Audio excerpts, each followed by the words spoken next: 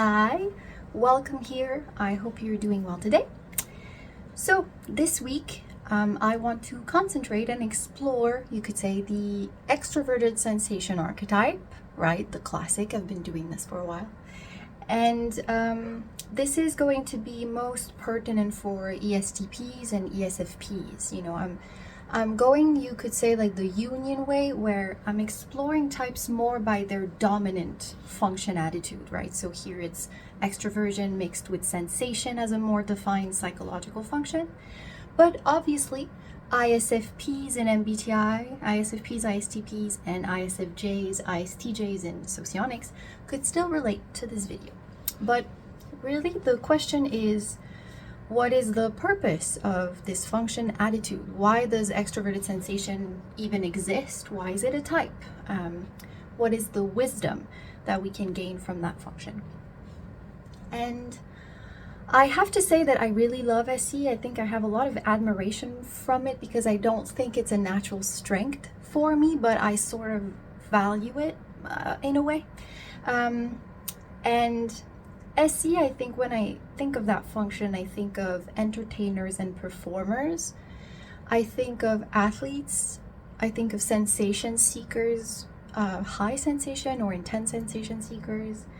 I think of leaders, but leaders in a more impactful, powerful, now willful way, not based on knowledge, let's say like TE, but more like this is what we're going to do now and we're going to move things forward. But at the basis of it, SE as an archetype is having an immediate impact on the now and making things move, right? Pushing things forward. That is SE. To understand SE, I think, sure, you have to see that it complements NI, so the vision that someone can create based on symbolism, based on a study of themes throughout time and the signification of events throughout time. It creates some sort of vision of the future, vision for the future, or simply some sort of belief. But it's very internal and abstract and invisible, this NI. SE is the face forward, put my foot on the ground, make things move, complement to NI. It's sort of like the one that needs to exist, complementary to NI, to make the NI vision alive, but also to feed the NI vision by taking action in the real world of the now and seeing how things are and how people respond and everything. So SE is about this idea. I always think of like a just do it of Nike. I think that's a very SE thing. It's just to remember that you can really get lost in your head at times with doubt, with wondering, with hesitating, with trying to plan absolutely everything, trying to think 10 steps ahead. And at a certain point, I think I've said that in the NI video, but life truly passes you by, and SE remembers to act in the now, even though you may not have all the information, and even though you may not know everything that's going to happen from this action in the now. Sometimes it's enough to simply identify what you want, see it in your vision, and just go for it, right? At a certain point, there's enough talking, there's enough thinking, there's enough, like, stop doing all of that blah blah, that invisible blah blah in your head, and put things into action and make things move, right? SE isn't just, I think SI would be more some sort of action that will be pleasing and that will be soothing, and SE is very different from that. It doesn't really seek to harmonize or to make something work well in the present. It's mostly something like, this is what I want and I'll do what's needed physically, sensorily, to make this a reality, to make this real, not just words, not just this invisible thing, but something concrete I can experience, right? This is the power of SE. And so it truly is such a big wisdom, especially for me, because I do have that tendency to constantly be in my head and to be more of an observer than an actor in my life. I think SE is the one that gives back your will and your power to make things move and change, to change your life, change your environment, to impact the world around you. Not necessarily with a vision, right? I think that ESFPs and ESTPs often don't think enough about where they're going and where their actions will lead them, what the consequences of their actions will be. is this, maybe it's intelligent now to do this, to gain that one thing now, but in the long term, is it actually wise to do? Where will it lead you? I think that ESFPs and ESTPs can be so caught up in acting now, do this, let's do this, just do it, sure. Again, it's all about balance. I think that duality in socionics does come from the idea where SE on its own will be unbalanced. It needs to be complemented and nurtured and nourished by an I, and the opposite is also true.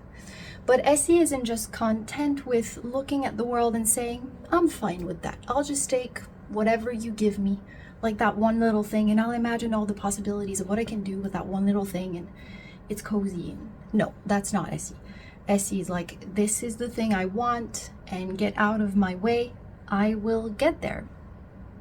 I think there's something, it's strange because in society, in a way, it's quite valued, but in a subdued way in our society. I don't think that people look upon the idea of gaining power over our environment, showing our will, having some sort of rough and tough, because I often think of masculinity when I think of SE.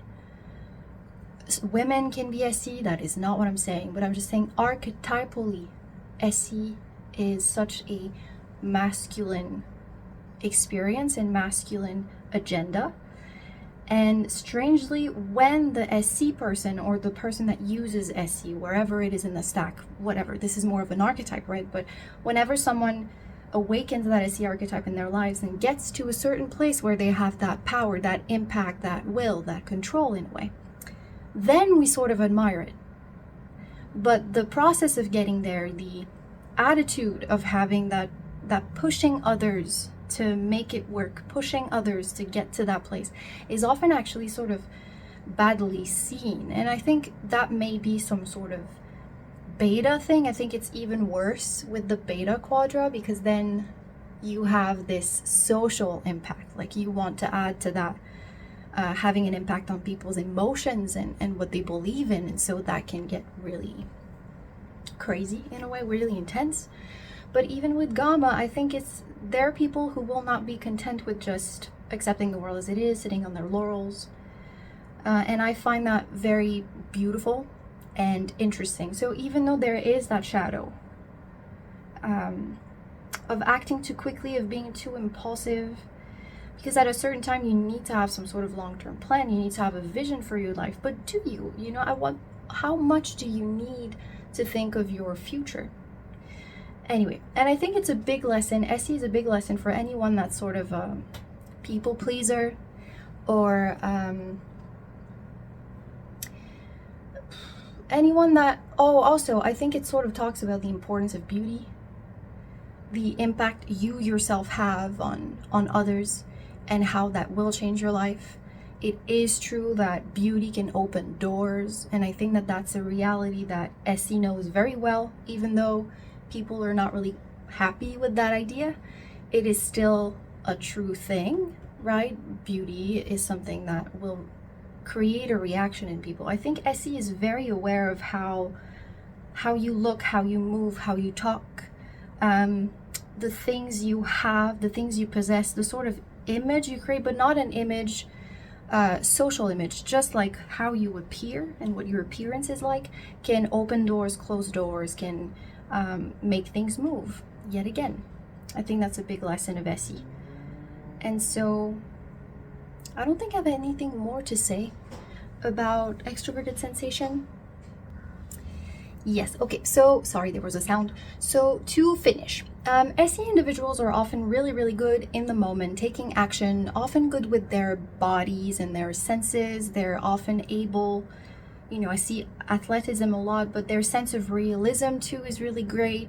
They're able to act quickly in the environment based on what is needed now, and so they can be really good in urgent situations, and anything that demands to act quickly, right? So sports and athleticism is great too, because like these quick reflexes, this full engagement with the body and the now and the reality you experience, that's their strength. It's their area of growth, right? And so SE reminds us to sort of enjoy the now, see the now, be anchored in what's actually the reality around us. I think it helps with idealism. You know, you can have plans and goals, but ultimately what is facing you, what is in front of you, what is this reality, and how are you going to act within it? I think SE is also very much against victim mentality. It's like, stop whining, push yourself, try harder, the just do it, the never give up, the you can do it, this sort of warrior mentality of never giving up, always rising again to the challenge, wanting to challenge themselves. Where can I go? What are my true limits? How much can I push myself? I think that these are people that can accomplish concretely really great things in the real world that other people can then benefit from in an immediate sense, right? Their area is that, oh, it's not care. So it really is their area. And honestly, I find SE individuals very fascinating, super refreshing.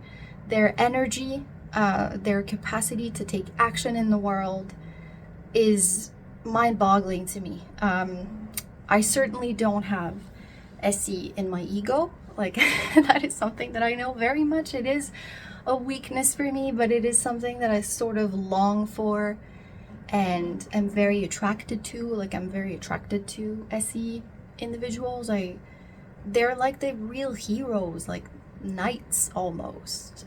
You feel like if it was the end of the world, they would get you out of the shit, you know, they would protect you. And as someone who's not like that, it's very attractive. So there you go.